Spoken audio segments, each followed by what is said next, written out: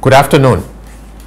I'm Alexander Cummings, the political leader of the ANC, coming to you with our second podcast.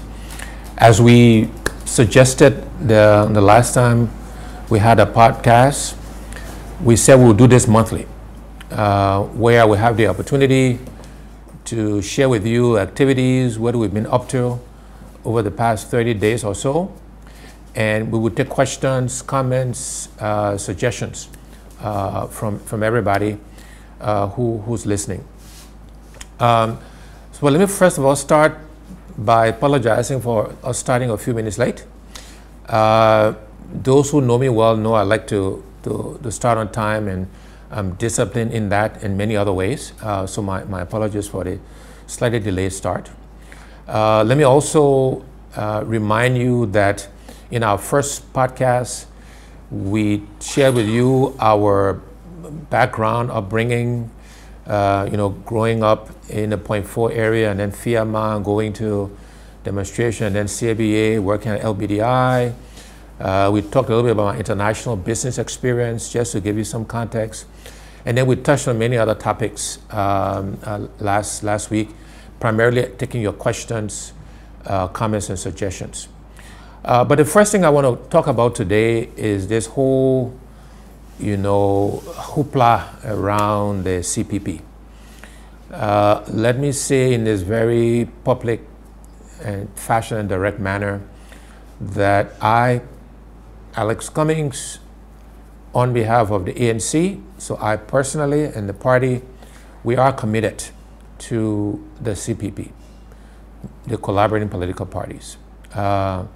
I may have said in last week's podcast or in other public discussions that it was unrealistic for us to think we'd come together and sing Kumbaya right away. There was always going to be some challenges, some storming. It's unfortunate it was public, but we in the ANC are again committed to the CPP. It's in the interest of our country and in the interest of us holding together to make sure we bring good governance, economic development, and prosperity to Liberia. So we're very committed to that. I want to call on all of my supporters and all supporters of the ANC to let's step back. Let's take some of the heat out of the conversation. We've tried to set a new bar in political discourse in our country, and I implore you, I encourage you to let's keep at that level. Let's not get pulled into the gutter. It's not constructive. It's not helpful. The presidential election is over 4 years away. Let's focus on the challenges of the Liberian people. Let's focus on working on the framework and the processes that will make sure the CPP works. Let's just get the emotion out of this. And while I can only influence partisans and supporters of the ANC, I implore all the partisans of the CPP parties to let's focus on our people. Let's focus on Liberia. Let's focus on what we have in common and not what separates us. And I'm hopeful that going forward, starting right away, we can shift the focus from the personalities. We can shift the focus from who wants to be president or not. That is not relevant today. What's relevant today is the challenges faced by our people, our families, friends, colleagues, and that's where we want to focus. So with that in mind, let me share with you some of the things we've been doing in that regard. As I've consistently said, we are not the government. We don't have the resources that's at the disposal of the government. But we, in our own small way, as a family and as a party, are trying to address where we can, and given our resources, we're trying to address some of the challenges faced by the Liberian people. And so some very simple examples, we made a contribution to the hospital in Zosa, where for months the nurses and doctors have not been paid and they're running out of medical supplies.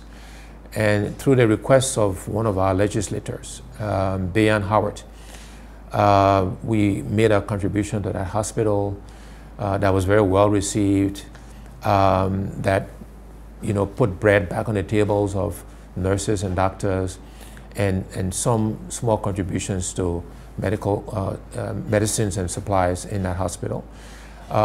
Again, it was the best we could do. We wanted to help where we could, and that's just one example of what we're trying to do, again, to address the current needs of our people. We similarly, made an announcement in Nimba, at the Nimba County Community College, that we will make a contribution to build classrooms for science and technology program that is starting there. You see, for us as the Cummings Foundation, and for me personally, we believe that technology is what will change or be one of the key catalysts for transforming Liberia. The world is moving rapidly ahead. You know about artificial intelligence. Google just announced they've developed this quantum computer that will do calculations that would have taken, I don't know, 5, 10 years, whatever, order of magnitude, big difference. And we have to start to train our young people who have the raw intelligence, the raw IQ, to also participate in this new technology world. And so we contributed to the Nimba County Community College to build classrooms to focus on science and technology and mathematics. So in a small way, to help prime the pump or propel and encourage Liberians in that area. You may also know that the Cummings Foundation also has decided to narrow its focus to education, and more specifically to science, math, engineering education, for the same reasons. We want to encourage Liberians and our young people to focus in that area, because again, it will be one of the key catalysts for how we can transform our country. Technology, as you know, is impacting everything, it's disrupting everything. And as we talk about things like agriculture, technology will disrupt that, will change that. And we can leapfrog if Liberians are trained and focus on that area. So another example of what we're trying to do to help. You may also know that we are sponsoring an entrepreneurship summit, November 14 and 15, here in Monrovia, where we want to help entrepreneurs build their skills to take them to the next level. Entrepreneurship will be one of the additional catalysts that will change our country, and we want to help existing entrepreneurs propel their businesses, give them skills that will help them grow and expand their businesses, create jobs. One of the biggest challenges we have in Liberia is the lack of employment, the lack of jobs. And so we've started this initiative. I'm happy to say we're oversubscribed in terms of people wanting to participate and attend. But we are very excited about it. We've got Liberians and a few non-Liberians coming to hold master classes and workshops to help young Liberian entrepreneurs. We also have a Shark Tank-like program where businesses will make a pitch for investment in their businesses, again, to help, because financing is a big constraint to expanding businesses, especially for small entrepreneurs.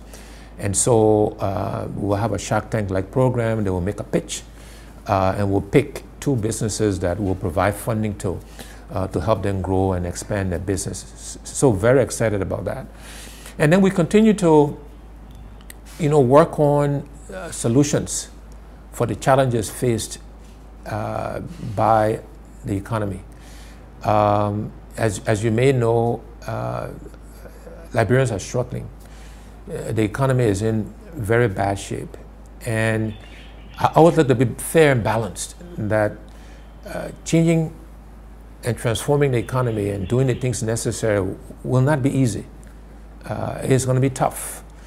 There are some structural challenges we have that need to be addressed and need to be fixed. And I never want to give the impression that it's easy, that you just, by the stroke of a pen, change these things.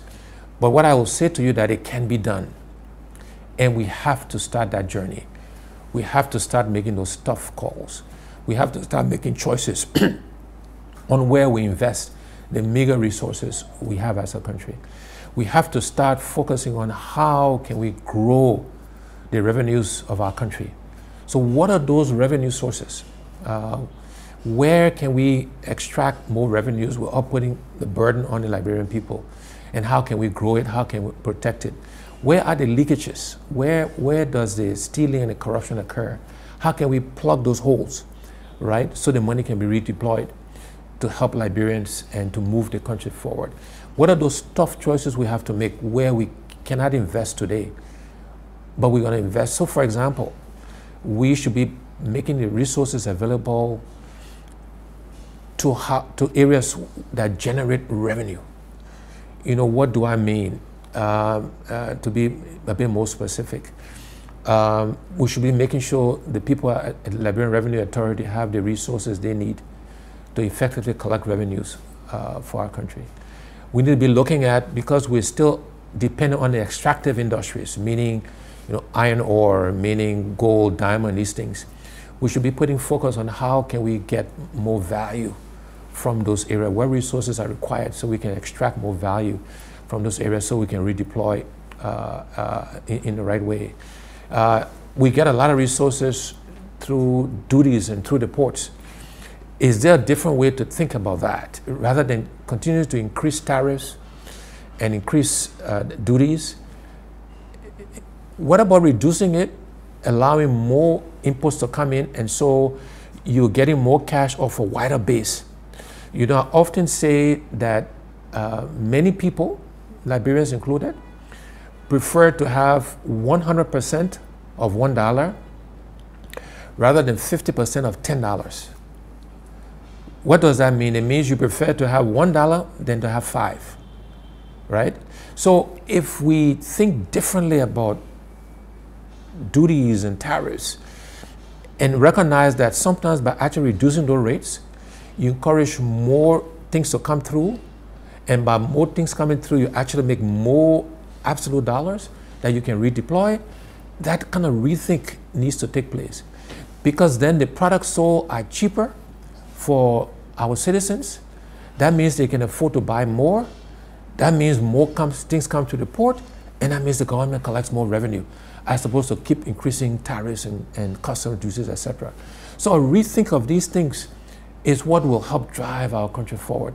You know, we keep doing the same things and we expect different results. Definition of insanity. You've heard me say that over and over, but it's a record, it's a saying, a statement I will continue to make, because I think too often we continue to do these things and somehow we expect things to change and to be different. And that is not going to be the case.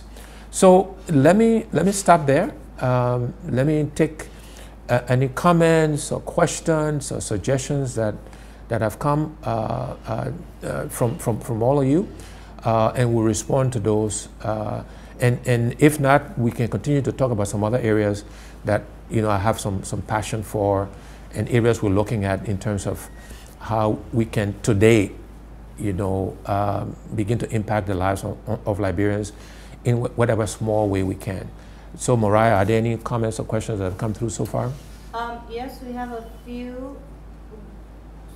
Jeremy Bajue wants to know why you're not on any social media platform, but you just said you believe in technology. You know, it's a similar question that I alluded to, I think, the last time, that because I believe in agriculture, does that mean I should be a farmer, right? I use technology to do most of my work. But it doesn't mean I have to be on social media. Does that mean I don't believe in technology because I'm not on social media? I get all the information I require from social media through other means.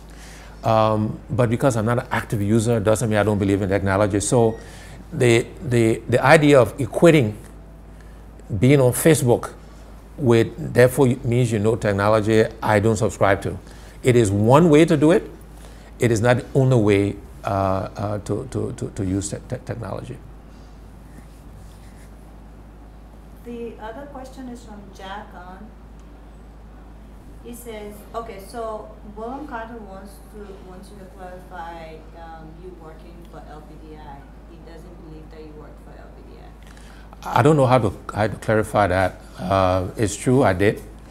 Elias Salibi was the president of LBDI at the time. David Vington was my boss's boss at the time. At the time I worked with LBDI, the controller was, it was a Haitian. Her name was Titus. The general manager was, I think from Bangladesh or India. Chaudhry was the general manager of the bank. So you can ask people who still at the bank today. Mildred Cooper, who retired a few years ago as general manager, was also, working at the bank. So yeah, you check the records. I did work at LBDI. Joel Gone says, we haven't gotten any official apology from Mr. Yue on the derogatory remarks against you. Do you expect one from him, or are you just going to let it go as always? Look, I'm going to let it go. I want us to try to depersonalize this thing because it's not helpful. It's not constructive. People think because I don't yell and scream and I don't attack and say derogatory remarks about people that somehow it means I'm a pushover. I can say to you that you don't achieve the level of success I did in corporate America by being a pushover, by not having a spine, by not being tough. And the idea that you have to yell and scream, I ask Liberians, where has that gotten us? Where has the tough man mentality gotten the country after 172 years? This expectation that we got to keep attacking each other and yelling and screaming and abusing and disrespecting, somehow that means you're tough and you will get things done. What has that gotten us after 172 years? Keep doing the same thing and expecting different results. I'm telling you that will not be the case. So Mr. Yuri and I will figure this out. We'll move forward in the CPP, and that is my goal and objective. And if for some reason, in the unlikely case this CPP doesn't work, it will not be my fault, it will not be our fault. But I believe it'll work because I think we all understand the importance of what it means to our country and to our people. So Abu B.Cummings says, sir, do you feel good about a friend who tried to work with you at the same time trying to reduce your strength? I think the ANC should recruit outside of the CPP to avoid conflict within the CPP. What are your thoughts? So let me, first of all, define to people listening what the CPP is, or what I think it is. We're working on a framework that will fully define what we are and what we aren't. But this is my perspective going in. The CPP is an alliance of independent parties. We are not a grand coalition. We have not delisted our various parties, ANC, UP, LP, ALP, and form one party with one name, one leadership, etc., etc. We may get there. I think that should be our goal. But for now, for today, I think the first step is to make sure we are an alliance of independent parties, aligned around some common objectives, like, have a common senatorial slate in 2020, align around common legislative agenda, for example, electoral reform. And I think that's the first step. And what are those processes for getting that alignment, for coming together, for dispute resolution? But we are an alliance of independent parties. That means we all should continue to grow our parties because it strengthens the alliance. Now, let me talk about members moving between parties, because this is very emotive and this is very emotional. First of all, it is Liberians' constitutional right to associate or disassociate from any party or any organization. And I use this example. I was in church a few Sundays ago, and there was the altar call where the Reverend typically calls if you want to join a church. If you don't have a church home, you want to come from a different church or denomination. And what I thought about is that there was an individual who came from a different Methodist church. This was First Methodist Church. But she was attending a different Methodist church, and she wanted to join the Methodist church I attended. And I wondered, did the reverend from the one she was leaving, did he call his colleague and say, "My man, you're stealing my parishioner"? Or was it her right to make the change? Maybe because she had moved to that part of town, maybe because she had more friends there. For different reasons, she wanted to change. I'm pretty sure there was no argument or debate that you're stealing my partisans or my parishioners, if you will. The other thing I would like to say, and this is a challenge, if this is such an issue, should we say to all of our partisans, you cannot leave our parties? Should I say to ANC partisans, no, you don't have a right, or you should not leave and join another CPP party? But oh, by the way, you can leave and join the CDC, or you can leave and join another non-CPP party, but you should not join another CPP party. I don't know, and I know this is sensitive. I know we'll talk about it and try to find some way to resolve it. I think when people are leaving political parties, people should ask themselves, why are they leaving? There's this narrative that somehow we're giving people money, and that's also, I'm telling you, that's not true. You know, people on the other hand call me cheap too, so I don't know which one it is. But I know it's sensitive. I know we need to resolve it.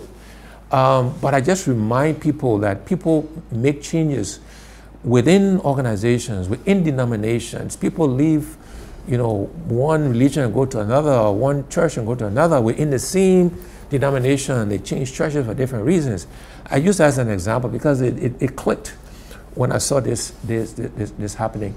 But I know it's sensitive, and we're going to meet as part of the framework and see if we can find some way around it. But again, you just ask ourselves, should we tell our people they can't leave? Is that the solution?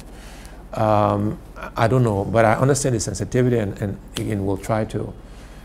What I do know, what I ask our partisans to do is, there are more Liberians who are not in political parties than are in political parties. So we want to fish where the fish is, and we'll focus there, and not focus on recruiting from existing CBP parties.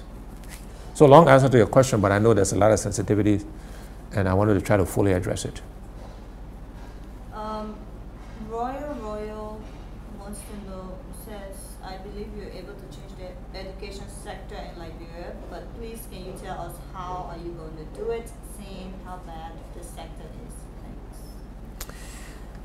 Yeah, look, there are many things we need to do to change the educational sector. The first thing I would suggest we need to do, we need to prioritize, because education is broad, right? You got tertiary education or university education, you got secondary, you got elementary, you got primary, you got technical vocational education. It's broad. You got postgraduate degrees and broader. So we gotta. If we say we're gonna try to fix it all at the same time, we're kidding ourselves. We'll do nothing well. And by the way, it's hard because all of those things need to be fixed. But first kind of choices I think we need to make is, first we got to focus on teachers' education. Unless we have trained, qualified, well-paid teachers, almost nothing else matters, because they will be imparting bad information, bad knowledge. If they're not paid a living wage, they will accept bribes to change grades. They will put pressure on female students to sleep with them. You will get all of these bad behaviors. And so not only do we need to train them well, we need to pay them a living wage to take away the incentive for the corruption that occurs in education. Because when you pay them a living wage and then they steal, or they mistreat a student, or they accept bribes, then we'll come down hard on them, hard bricks, right? Because that cannot be acceptable. So anyway, first priority is we got to focus on teachers education. The second area I think we need to focus on is vocational training. If we want to grow the economy, if we want to grow infrastructure, we need librarians with the skills to take advantage of that. So we don't have other nationals, coming and building our roads, or if you're building homes or whatever we're doing, we need librarians who are good carpenters, masonry, electricians, etc., etc. And so vocational training, and by the way, with those vocational skills, they can start their own businesses and sell their services, etc., etc. So vocational training is another focus area. And then primary education, right? We gotta start early. We gotta focus on the young people because they are the future. And how can we improve the quality of primary education starting immediately? And so those are the sort of areas. Every area is important too, by the way. And this is what choices is. It's going to be hard to make choices, but we have to. And I would start there as a means of beginning to improve our education system in Liberia. And again, of course, I mentioned the need for science and math and technical education, given where the world is going, and Liberians are being left behind, and we want to focus on that area very specifically. Okay. People's son Ji Yon wants to know, what is your subjection on WIA step down? Well, the party has not formally made a decision on that. We're discussing that now as we speak, and we'll make a call on whether we support the quote-unquote step-down protest or not. Let me say this though, we, just like we said for the June 7th protest, we support the right of Liberians to protest. It is their constitutional right to do so. To protest bad educational system, not getting paid, poor healthcare system. It is our right as a people to get on the street and protest. I have a question in my own mind though, as labeling a protest step down. Is that the right way to think about this thing? But I don't want to get ahead of the party. We are trying to build an institution. We don't want this to be the Alex Cummings party. We want to be a party owned by all ANC partisans, and we're going through a process of making that decision, and we will make that call next week. I mean, I think we have a meeting on Monday where we'll make a final decision, and then we'll let the public know on what the party's decision is, and that I will support that decision, whatever it is.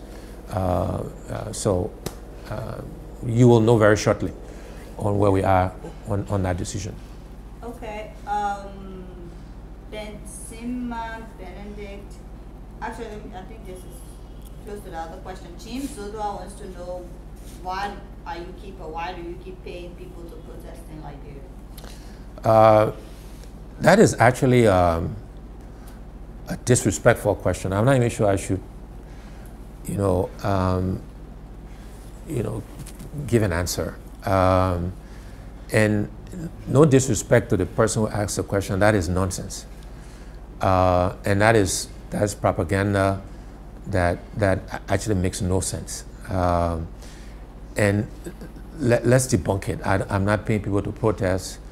I don't have that kind of money. That'd be a waste of money. I'm a much more responsible person than that. And so let me say no more. That's an irritating question. You have Benzema Benedict asking, what's your current plan for the CPP? Yeah, look, I think I've addressed that. We're working on the framework.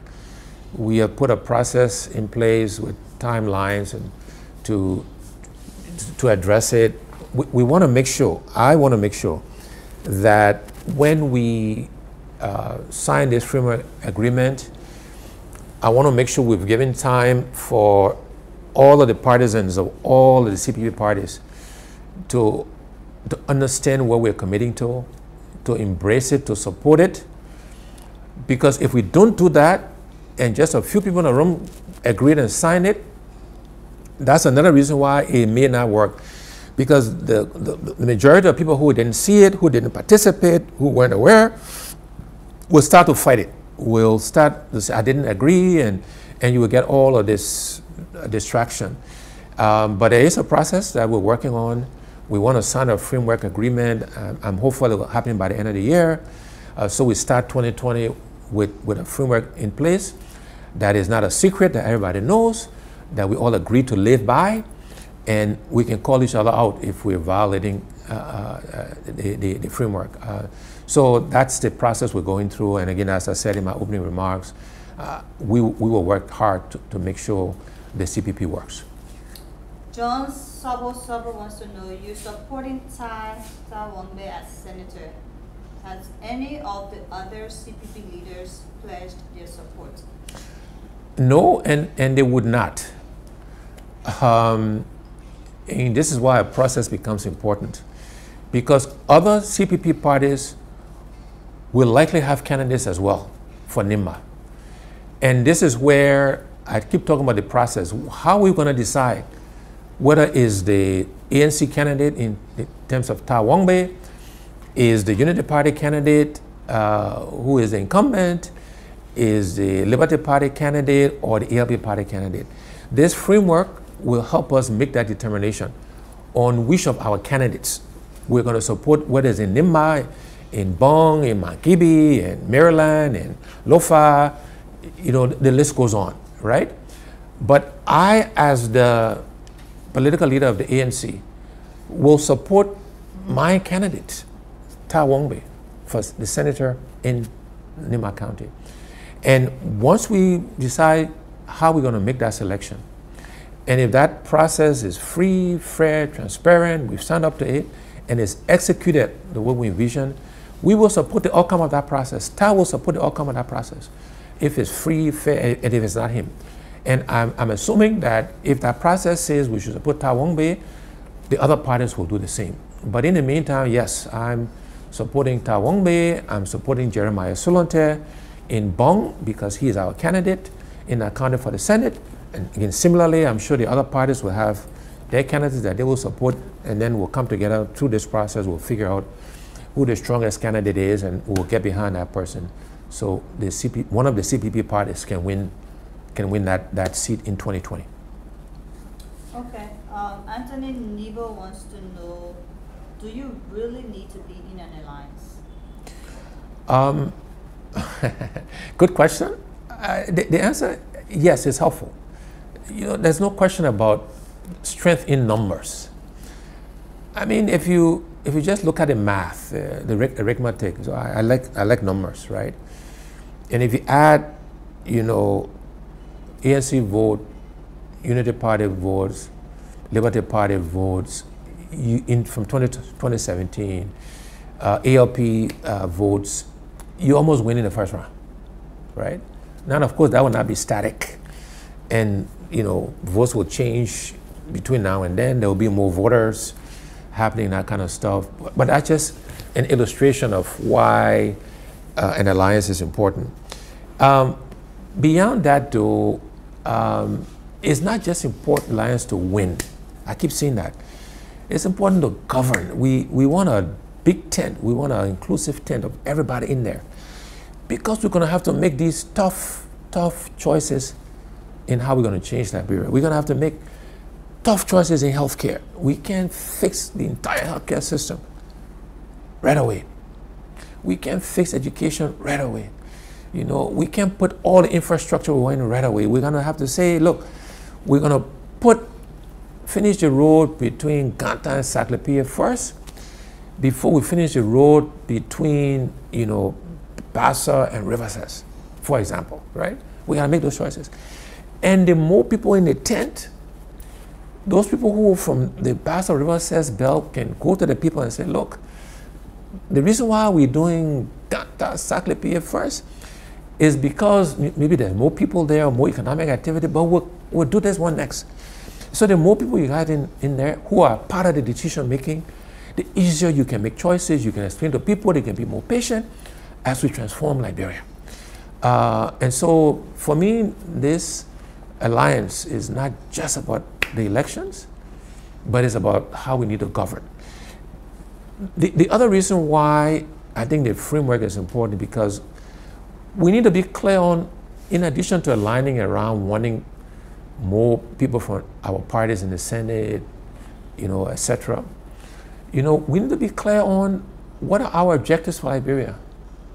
What are these choices we're going to make, and we need to make the time to make those trade-offs. So there's got to be something that binds us, that goes beyond just winning the election.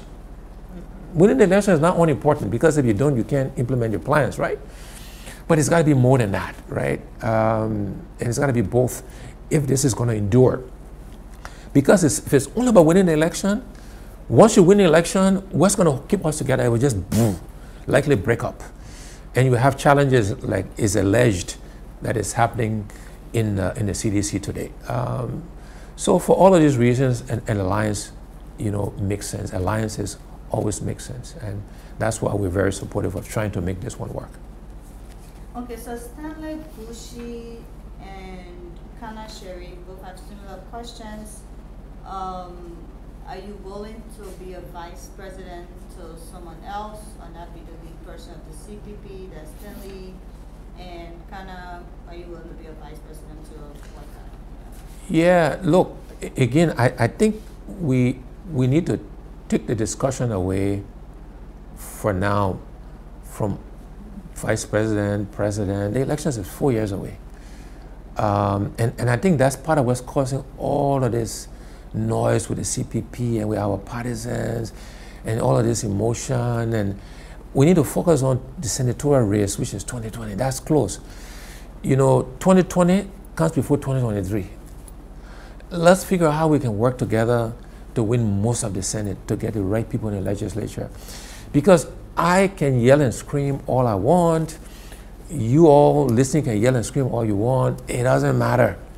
The legislature is where the authority is to provide a check and balance. Let's focus on that. Let's focus on solutions to the Liberian people's problems, etc., etc. What I'll also say to you, though, and this question in some ways is unfair, and it's part of a narrative that is being perpetuated by some people. When you go into a football tournament or basketball tournament or kickball tournament, right? You don't go into the tournament saying you want to come in runner-up, you want to come in second. Nobody does. We got the county meet coming up in December here in Liberia. I'm sure no county team, as they're practicing now, as they're getting ready and saying, gentlemen, or the kickball team, ladies, we want to come in second. That will grow, man. We want to come in second. Well, you know what? If that's their goal, they will not even get to the semifinals. My experience in life is you want to shoot for the top, and if you don't get to the top, you deal with it at that point in time. You settle, you compromise, you make trade-offs, right? But if I started my work life saying, oh, I just want to keep my job, I just want to become a manager, and I would just be happy to become a manager, I would not have risen to where I've risen. And this debate about second, third, let me say to people now, let's just forget it. That is nonsense, right? Everybody in the CPP should be striving to be the number one. We'll come up with a process that makes that determination. Again, if that process is free, fair, transparent, we sign up to it, and whatever the outcome is, we will support the outcome of that process. But I'm not going to go into a tournament wanting to come in second or third. I'm sorry. I've lived for 40 years. I've had a lot of experiences, and I've seen people who, before they even start the match, they settle and they lose. And so let's put that question aside, please. That is not relevant today. That is not relevant today. There are more pressing things that all of the partisans of our various parties should be focused on, and let's forget, this presidency thing for now. Okay. A.B. Nigo wants to know, if elected president, what is your view on using information technology to help curb corruption?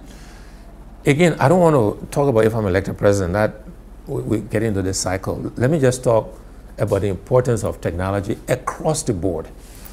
Not just curbing corruption, right, is a tool, but everybody knows that technology, as I mentioned in my opening statement, is disrupting everything. If you think about the Amazons of the world, the Googles of the world, the Apples of the world, all technology in your daily lives.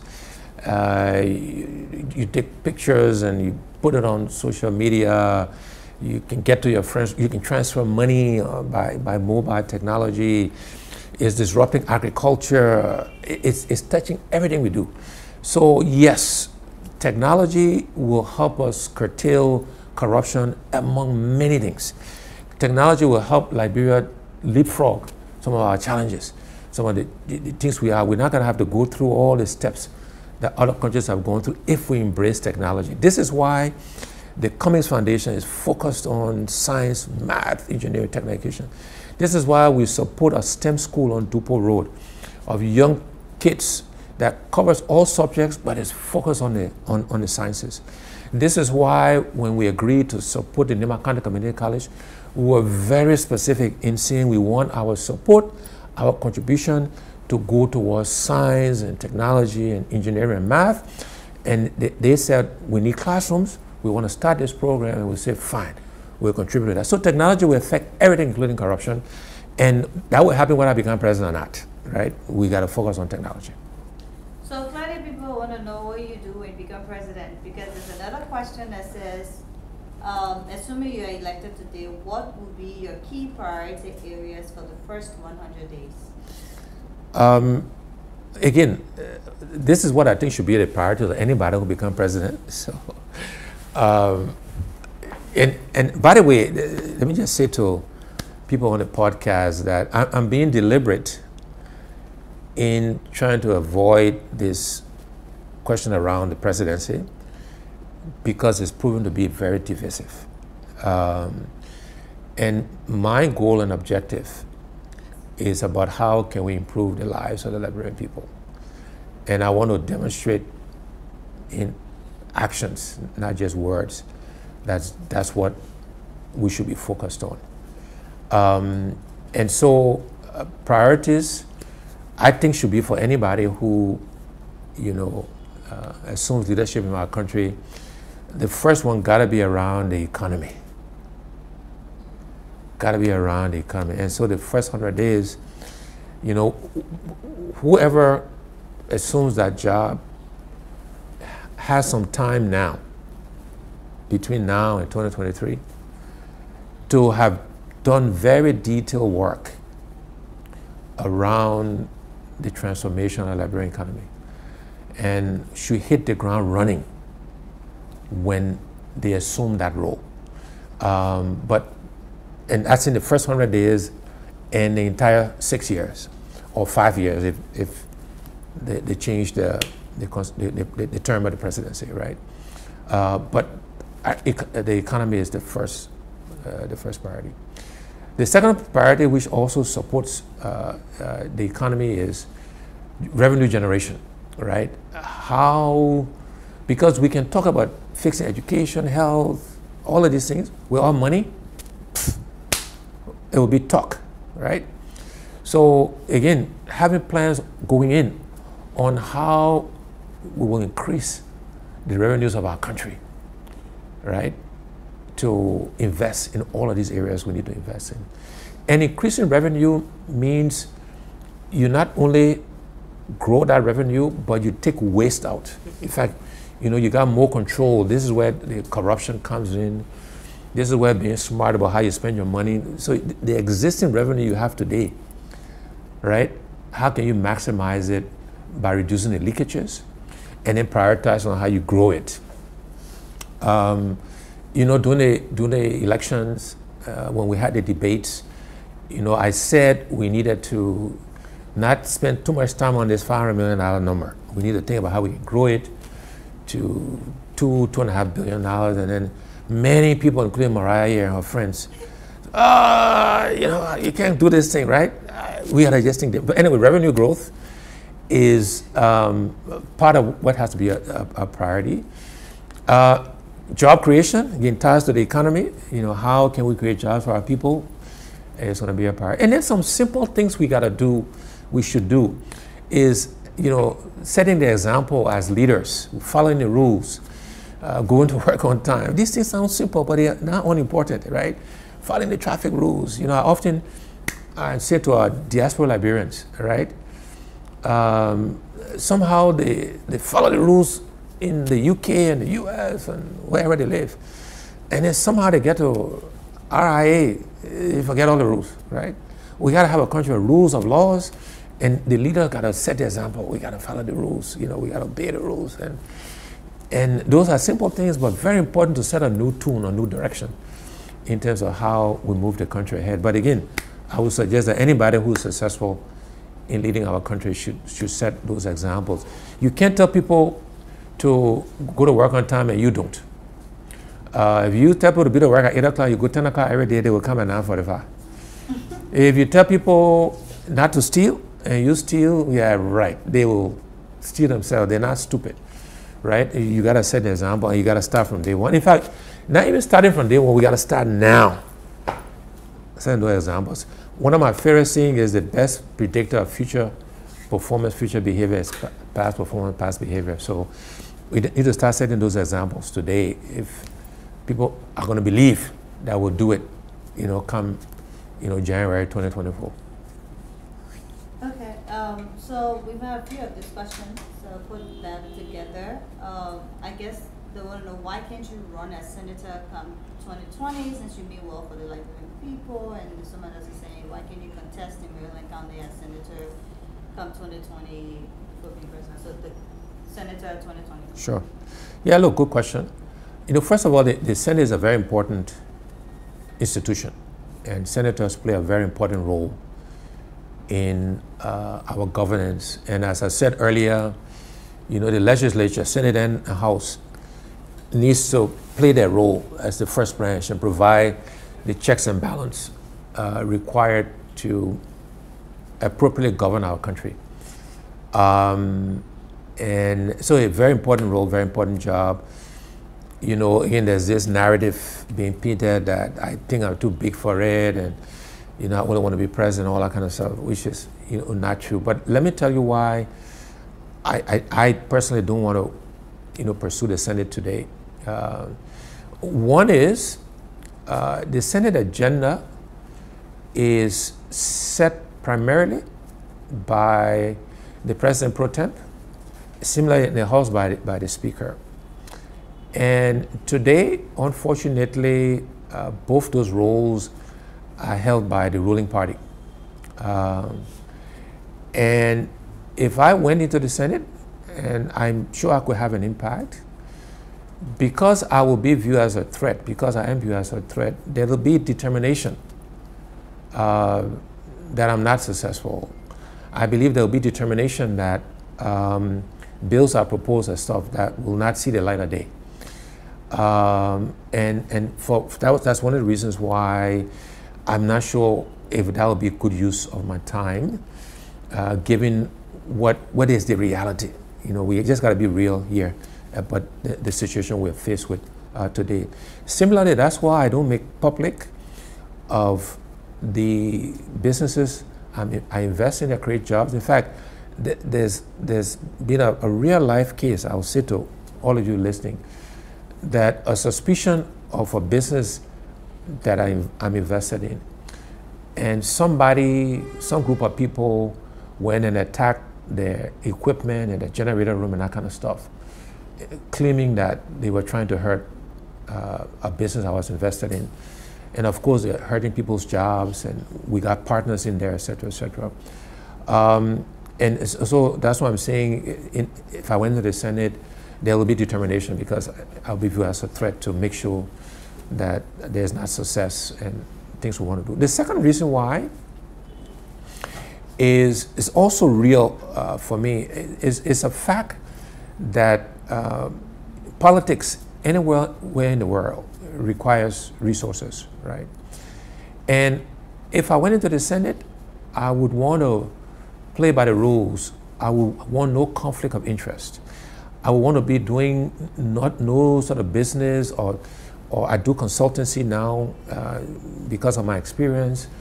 As a senator in Liberia, the certain code of conduct I would want to follow that would preclude me from doing these things, that would dry up sources of income, legitimate sources of income I have today. And so given the fact that I think progress I would try to make will be fought,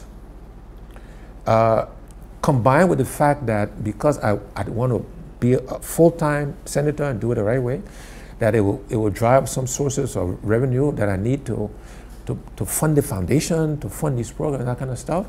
That combination makes it difficult to try to consider the Senate. So that's why important institution, important role. I want to encourage good people to get into the Senate. That's why I'm encouraging Tawongbe in Nimba. That's why I'm encouraging Ambassador Solontaire in Bong.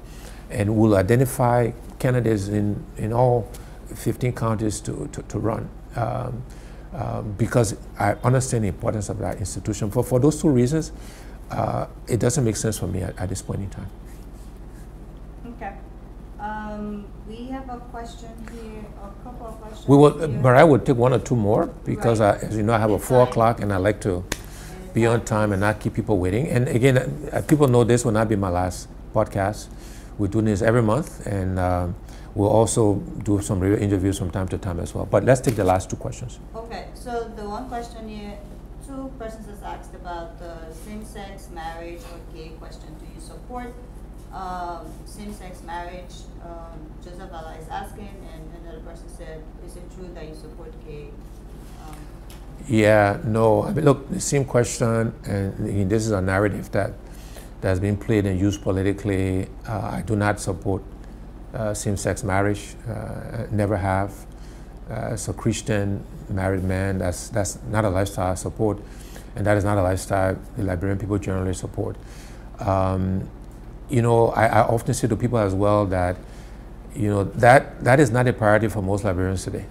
Liberians want jobs, they want better health care, they want better education, they want better infrastructure, etc., and that's where we should focus our energy, and that's where my energy is focused. But to answer the question directly, and I have, that is not a lifestyle I support.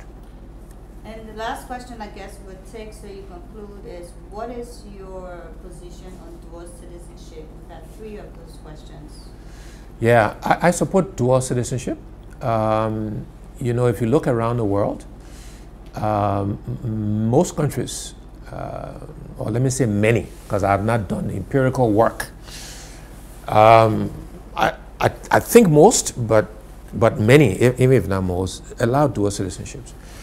And let me give you some of the practical reasons why.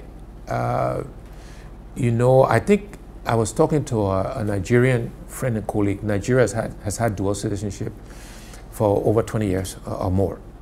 And he said at the time when the debate came, there was a very practical answer to why it made sense. They said, look, are we willing, how come we're willing to pay a non-Nigerian expat, in quotes, an American, a European, whatever, to come and do stuff for us, who got the technical expertise, but we're not willing to pay another Nigerian because he or she has a different passport. And not willing to accept them, the Nigerians, their parents were, et cetera, And from that very practical perspective, that says, you know, dual citizenship makes sense. You know, citizenship cannot be denied, cannot be taken away once earned. So I do that. But I also agree that we should put some restrictions. And so I think Kenya has done something similar. Ghana, the rules are not the same, but they've said, look, if you want to be president, vice president, you know, you want to be chief justice, there's certain roles. I think you have to have only one passport, because you cannot be in those high policy-making roles and have the opportunity to escape bad decisions you make, bad policies you make. You have to be, you know, compelled to live with the consequences of decisions you make on behalf of other people. So if you're in a policy-making role and decisions you make affect thousands and millions of people, you can't have an out. Oh, if it doesn't work, woo, I can run away, right? You know, if it doesn't work, I gotta live with the consequence of this. I think that influences the decisions you make. I think we should be careful not to put too many more restrictions on that, because again, you know, like at the assistant minister level, that's where the technical work needs to be done. That's where you need the technical expertise. And at that level, I think we should be flexible with this dual citizenship thing. But long answer, I think it makes sense. I think we should do it. I think we look across Africa, most countries in our continent and across the world allow it because they're benefit. Now, there's some reasons why, by the way, to be fair, why many Liberians are not supportive.